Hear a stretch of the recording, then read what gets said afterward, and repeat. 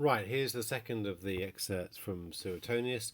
This time we skip the Emperor Claudius, so we go from Caligula, we skip Claudius, who was a bit less exciting for these historians, onto Nero.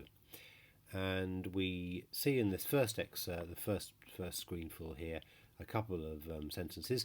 The first one up to erat is in two parts. Flagravit ends the first part, then we go on with the que with and, second part.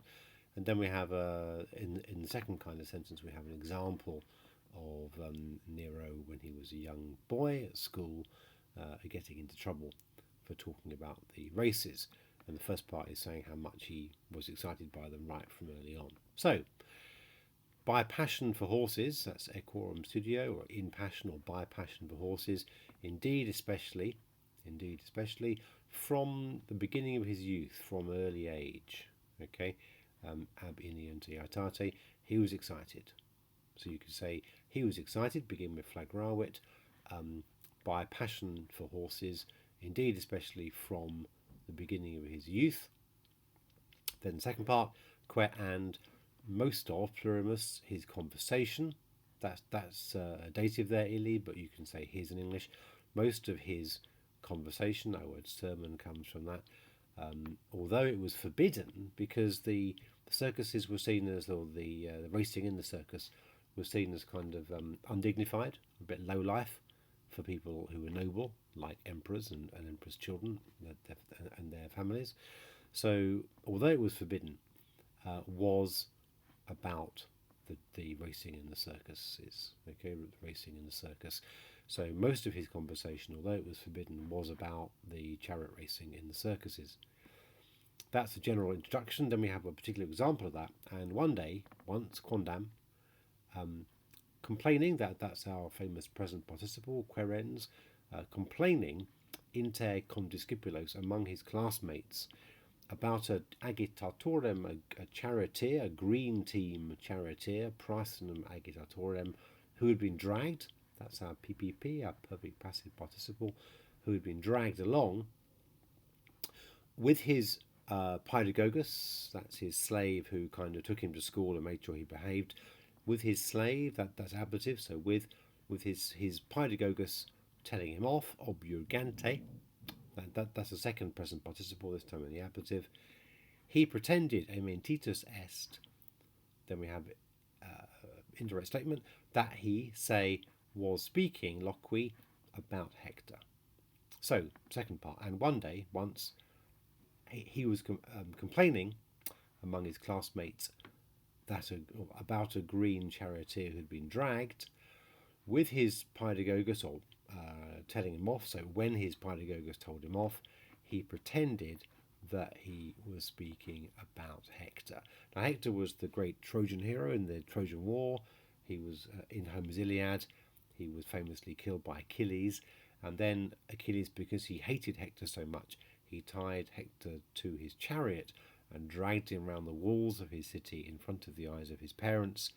That's a famously awful scene in the poem. So the young Nero was therefore caught talking about chariot racing, but pretended he was talking about some great myth, a work of literature of the past, probably part of his school curriculum. Good. Right, and we see in the second piece how he began to become obsessed with chariot racing, and he used to go and visit lots of races, including quite minor sets of races or games, openly, which was seen, I guess, as shameful. So, but said, cum here means although, it often means when, but it can mean although inter initia imperi, at the beginning, inter initia, that's our word, initial, imperi of his reign. So although at the start of his reign, luderet in abaco quotidie, every day, quotidie, he used to play luderet in abaco, on a board. Our word abacus is that, so on a board, eburneis quadrigiis, with ivory chariots. So he used to play at the start with kind of toy ones, if you like. So although at the start of his reign, with ivory chariots every day on a board he used to play, then we see what happened later on.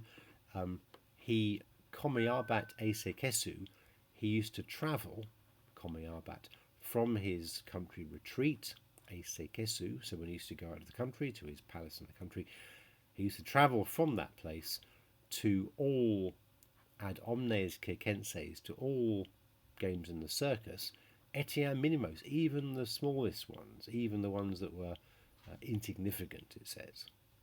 Okay, primo clam, dein de palam, at first. Clam means secretly. Our word clandestine has got that Latin word at the start of it. Dein de palam, then openly. Okay, so he began because it was a bit in for a dig for an emperor to do that, secretly, but then openly. And then ut here introduces a result clause, so openly, so that dubium esset nemini, there was doubt to no one. That's the dative of nemo, no one. So that there was doubt to no one. So therefore you could say so that nobody could doubt. Then we have indirect statement, esse is understood there, a futurum esse, that he would be present.